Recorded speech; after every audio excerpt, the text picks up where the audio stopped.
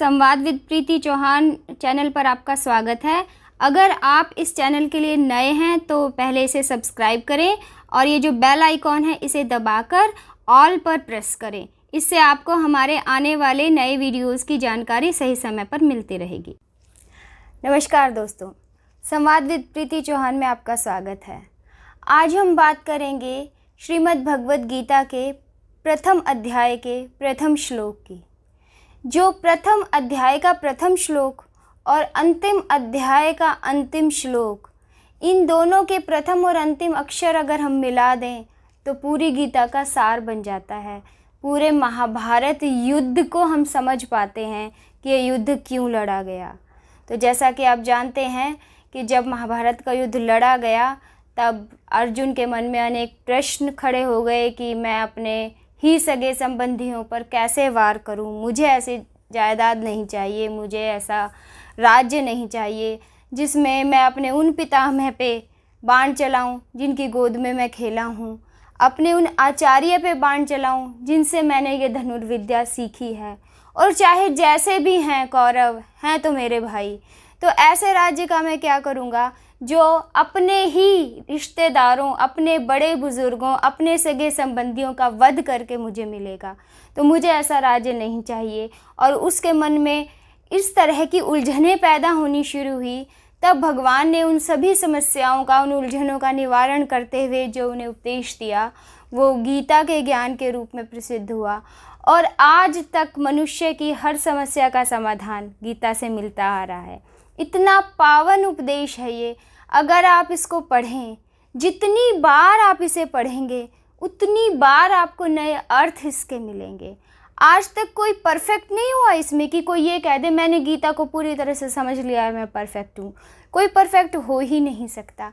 जिस अनंत अनादि ईश्वर के मुख से स्वयं ये शब्द प्रकट हुए, उनके भावों को कोई एकदम कैसे समझ सकता है।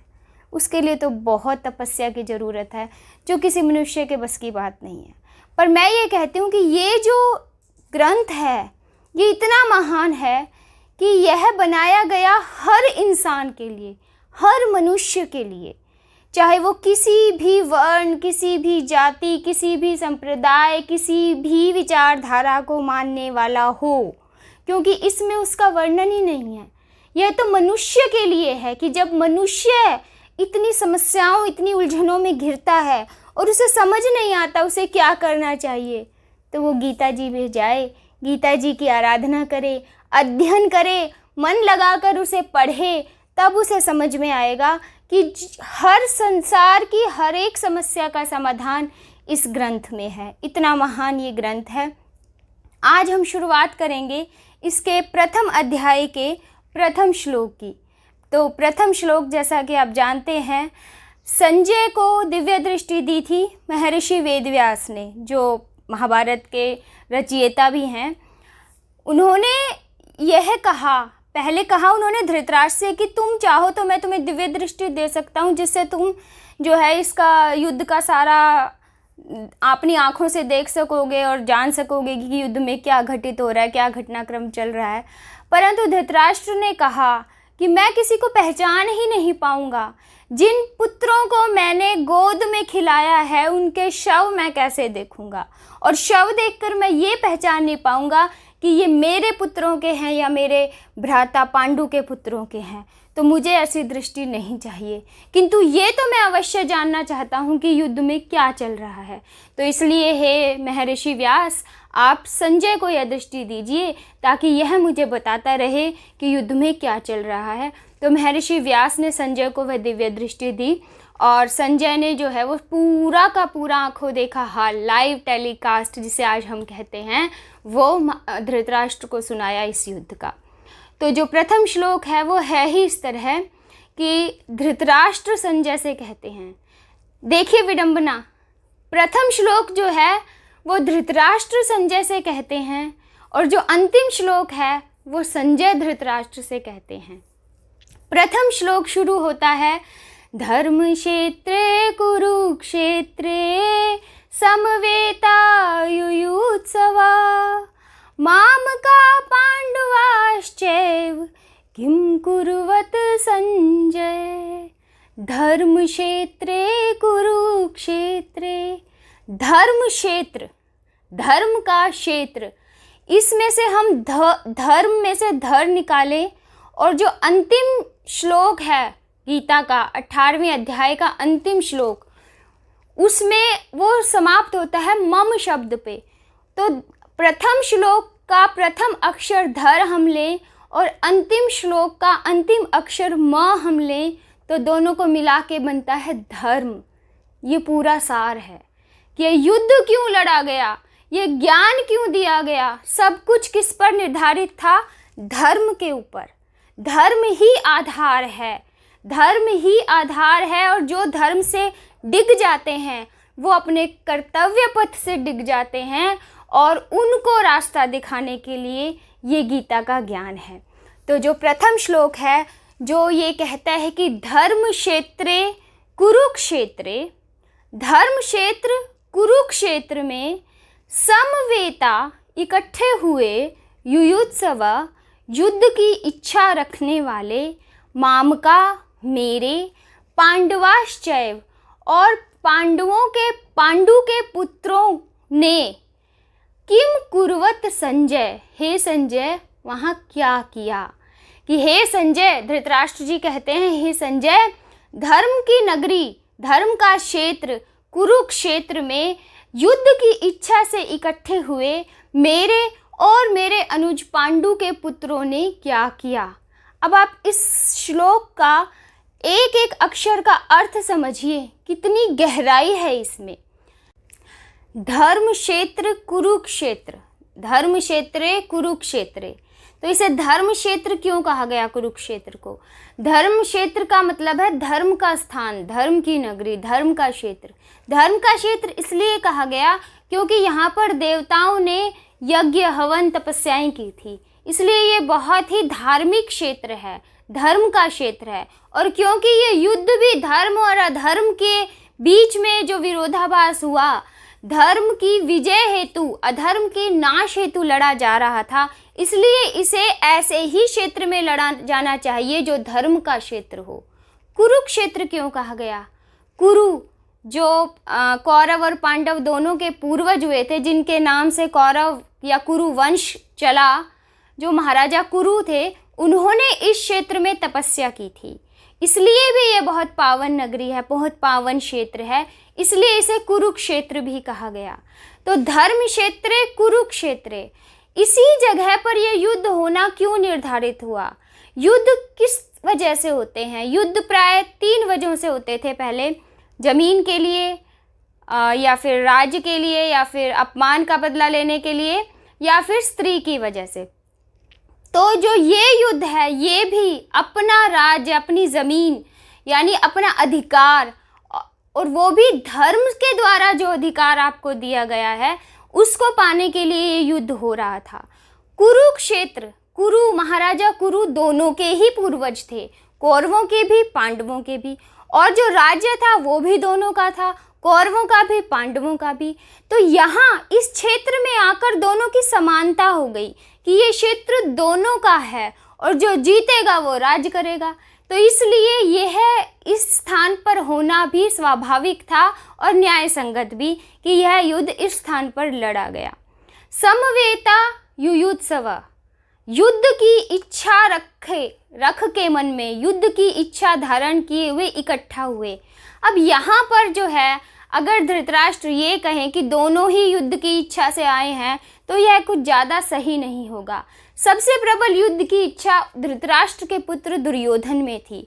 उसको इतने अवसर दिए गए थे युद्ध टालने के लिए, परंतु वो इस जिद पे अड़ा था कि वो तो सुई की नोक जितनी भूमि भी पांडवों को नहीं देगा, उनका अधिकार भी नहीं देगा, उनका सम्मान भी नहीं देगा। तो इसलिए कि अब पांडवों के पास कोई चारा ही नहीं बचा था, कुछ उनके पास ऑप्शन ही नहीं था सिवाय युद्ध में जाने के। हालांकि युद्ध की इच्छा प्रबल दुर्योधन के अंदर थी। जो युधिष्ठिर थे वो तो वैसे ही धर्मराज थे, वो युद्ध नहीं चाहते थे। उन्होंने युद्ध किस लिए किया?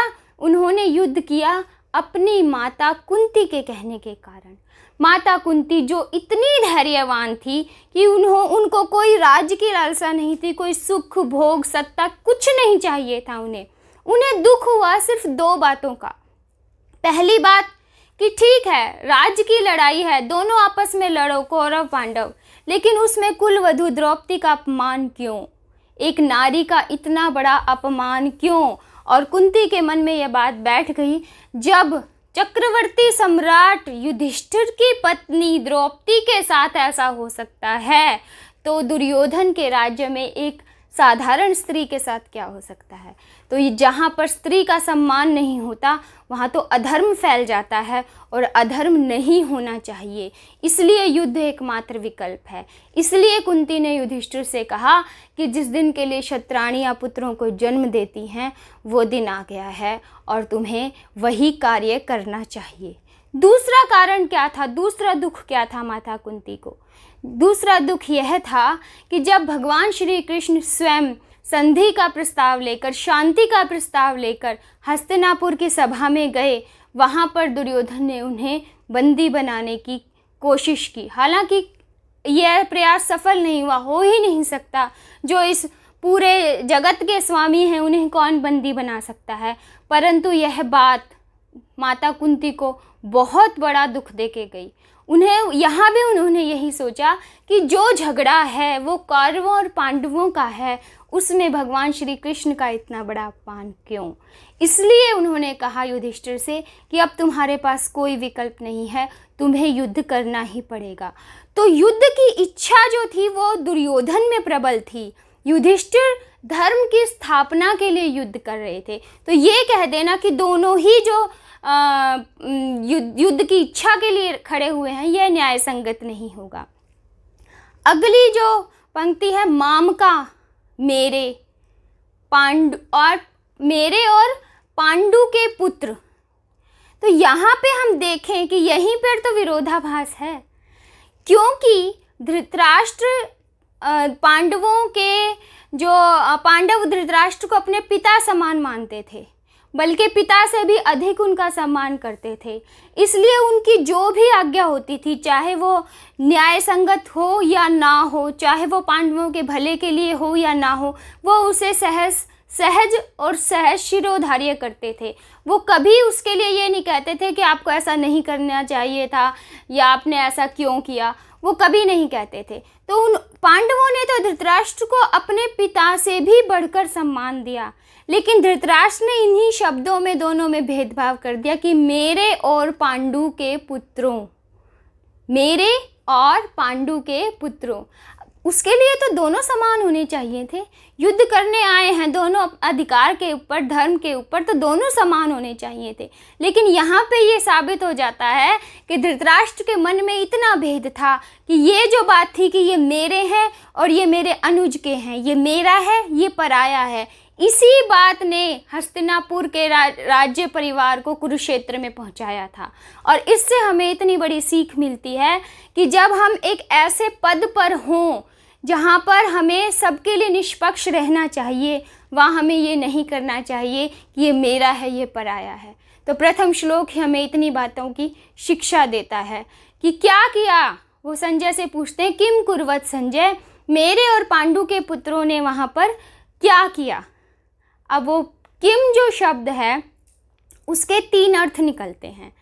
एक तो निकलता है विकल्प, दूसरा निकलता है निंदा, तीसरा निकलता है प्रश्न।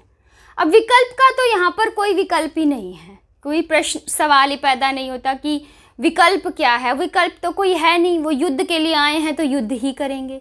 निंदा भी यहाँ पे सही शब्द नहीं है धृतराष्ट्र की बात को समझाने के लिए। यहाँ पर उसका अर्थ प्रश्न ही उचित बैठता है कि धृतराष्ट्र ने संजय से यह प्रश्न किया कि हे संजय, धर्म क्षेत्र कुरुक्षेत्र में युद्ध की इच्छा से इकट्ठा हुए मेरे और पांडु के पुत्रों ने क्या किया। एक छोटा सा श्लोक है, लेकिन इसमें इतनी गूढ़ बातें हैं, कितनी गूढ़ बातें हैं कि एक तो धर्म हर चीज़ का आधार है, धर्म से ही युद्ध होते हैं, धर्म की स्थापना के लिए युद्ध होते आए हैं, होते रहेंगे। दूसरी बात, जब आप एक ऐसे पद पर आसीन हैं जहाँ पर आपके लिए पूरी प्रजा है, आपको दायित्व निभाना है, तो आपको निष्पक्ष होना चाहिए। वहाँ पर मेरा और तुम्हारा यह नहीं करना चाहिए। और सबसे बड़ी बात यह है कि ईश्वर के मुख से ये वचन निकले थे, ये शब्द निकले थे, इनको कोई भी बहुत डिटेल में नहीं समझा सकता, लेकिन हमें प्रयास करना चाहिए समझने का। जितनी बार हम समझने का प्रयत्न करेंगे उतनी बार अनेक नए भावों से हम अवगत होंगे और एक नई स्फूर्ति, नया आनंद हम अपने भीतर महसूस करेंगे। और एक बात और कहना चाहूँगी, आपके जीवन में कभी कोई भी समस्या हो, कोई भी उलझन हो, गीता एक ऐसा ग्रंथ है जो आपकी हर समस्या का समाधान आपको देगा। तो हम आगे अगले वीडियोज़ में कुछ और श्लोकों के साथ, उनके अर्थों के साथ आपसे मिलते रहेंगे। तब तक के लिए नमस्कार।